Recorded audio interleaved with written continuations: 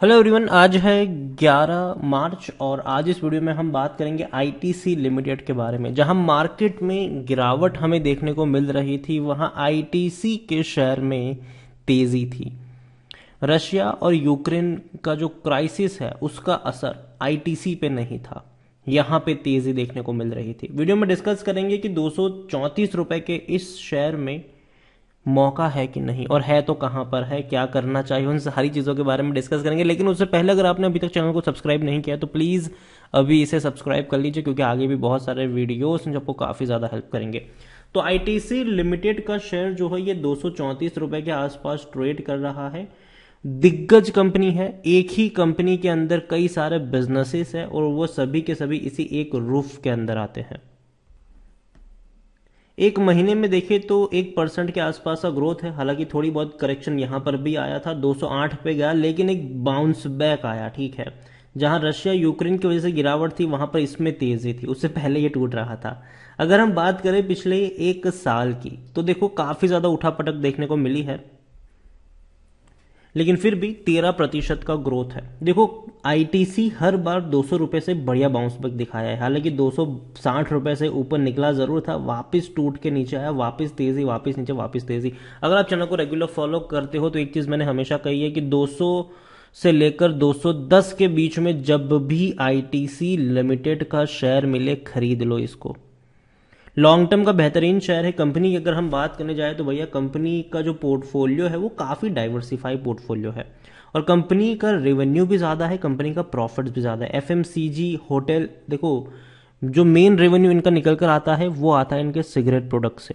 ठीक है, उसके बाद आता है एफएमसीजी वाला इनका पूरा का पूरा बेल्ट, फिर होटल्स आ गया, paper boards and speciality paper आ गया, पैकेजिंग, एग्री बिजनेस, और इनका आईटी इंफॉर्मेशन टेक्नोलॉजी का भी बिजनेस इसमें है। और वक्त लगेगा, लेकिन मुझे लगता है कि 4-5 सालों में इनका जो कह सकते हैं कि आने वाले समय में इनका जो सारा बिजनेसेस है, ये जितने भी बिजनेस है वो स्प्लिट होंगे, बाहर होंगे, और सबके अलग अलग लिस्टिंग की जाएगी, और आने वाले दिनों में ये कई गुना शेयर्स बनेंगे। लेकिन वैल्यू अनलॉकिंग होने में वक्त लगेगा। लंबे समय से वैल्यू अनलॉकिंग की बात हो रही है, लेकिन वो हो नहीं रहा है यहाँ पर। आईटीसी की ये वेबसाइट है, आशीर्वाद इनकी बहुत बड़ी ब्रांड है। आशीर्वाद ब्रांड के अंदर इनने भैया दूध तक लॉन्च किया है, इंस्टेंट मिक्स तक लॉन्च किया है, घी वगैरह डेफिनेटली है ही यहाँ पर। इतना ही नहीं, कंपनी आशीर्वाद आटा से लेकर कंपनी कई सारी चीज़ें जो है वो इस बैनर के तहत लॉन्च कर चुकी है और करने वाली भी है आने वाले दिनों में। तो कंपनी बेहतरीन है, दिक्कत की कोई इतनी बार नज़र नहीं आती है। आटा की बात करें, सॉल्ट की, नमक की बात करें, ये इनकी कई कुछ अच्छी बिकने वाली चीज़ें हैं। तो ये सारी चीज़ें आशीर्वाद के अंडर में है। और इतना ही नहीं, अगर हम बात करें, सनफिस्ट बहुत बड़ा ब्रांड है भैया, बिस्किट कैटेगरी में बहुत बड़ा ब्रांड है ये, और काफ़ी ज़्यादा फेमस भी है। इनकी डार्क फैंटेसी से लेकर कई सारी चीज़ें फेमस है। बिंगो चिप्स भी भैया इसी के अंडर आता है, kitchen of India. Sunfeast Yippee noodles, B Natural, corona काल में इनकी बिक्री सबसे ज़्यादा हुई थी यहाँ पर। मिंटो, कैंडीमैन, गमो जैसी छोटी छोटी चीज़ें, फेबल्ट, सनबीन, वंडर्स मिल्क, आरटीसी मास्टर, फार्म्स लैंड, सनराइज, इसके अलावा फियामा, डिम्फ्ला, विवेल, एंगेज। इतना ही नहीं, कोरोना काल में जो सबसे ज़्यादा बिक रही थी वो थी नीम वॉश और सेवलॉन।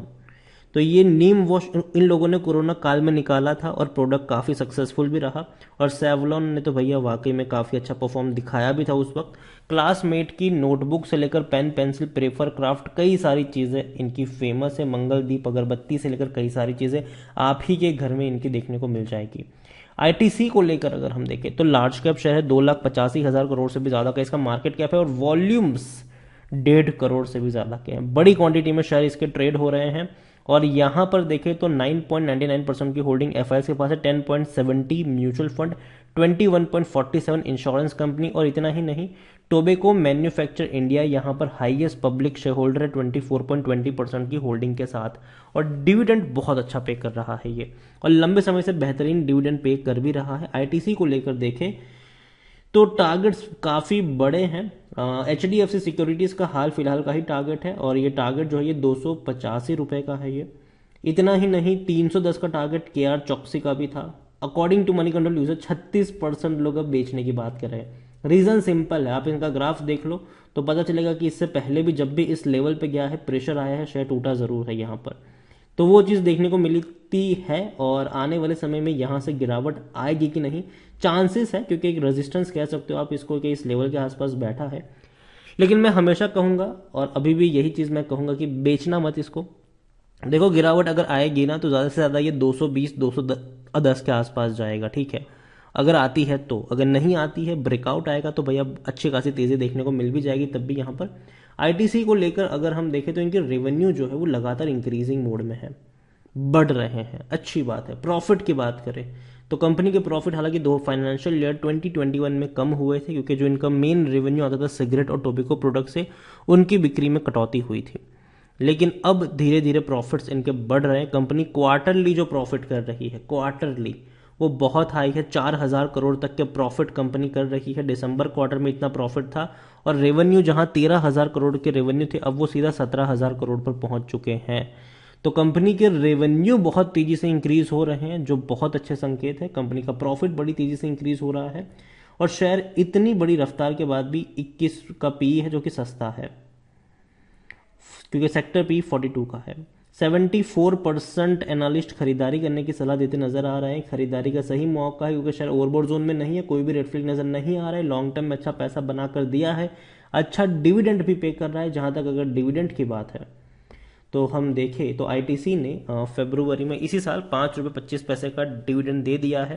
पिछले साल 2 बार इन्होंने डिविडेंड पे किया था, फरवरी और जून में, पहले 5 रुपये फिर 5 रुपये 75 पैसे का। तो अच्छा डिविडेंड पेइंग शेयर भी है। 10 रुपये से ज़्यादा का डिविडेंड कंपनी हर साल पे कर रही है और इस साल भी दूसरी बार जून में डिविडेंड दोबारा मिलने वाला है। आईटीसी होल्डिंग्स की बात करें तो जैसे कि हम ऑलरेडी डिस्कस कर चुके हैं, प्रमोटर यहाँ पर कोई है नहीं, लेकिन बड़ी क्वांटिटी अभी भी बड़े फंड हाउसेस और बड़े लोगों के पास है। रिटेल इन्वेस्टर्स 12.85% की होल्डिंग लेकर बैठे हुए हैं यहाँ पर। देखिए आईटीसी का बिजनेस बहुत बड़ा है, जैसे कि मैंने कहा कई सारे सेगमेंट में है इनका बिजनेस, चाहे होटल बिजनेस की बात करें, एफएमसीजी की बात करें। आने वाले समय में वक्त लगेगा, लेकिन कंपनी की अनलॉकिंग ज़रूर होती नजर आएगी। और अगेन कह दूँ, काफ़ी लोग इसको मार्केट का जोकर कहते हैं और एक रेजिस्टेंस है 235-240 के आसपास एक रेजिस्टेंस है। अगर उसको तोड़ देगा तो 250 तक भी जा सकता है, लेकिन अगर नहीं तोड़ पाएगा तो वापस ये 220 रुपए तक भी जा सकता है। जहां तक मेरी बात है, मैं कहूंगा कि लॉन्ग टर्म का ये आपके पोर्टफोलियो में होना चाहिए। हर साल अच्छा डिविडेंड तो पे करेगा ही करेगा, लेकिन जिस दिन इसकी वैल्यू अनलॉकिंग होती नजर आई उस दिन काफ़ी अच्छा परफॉर्मेंस भी आपको दिखा देगा।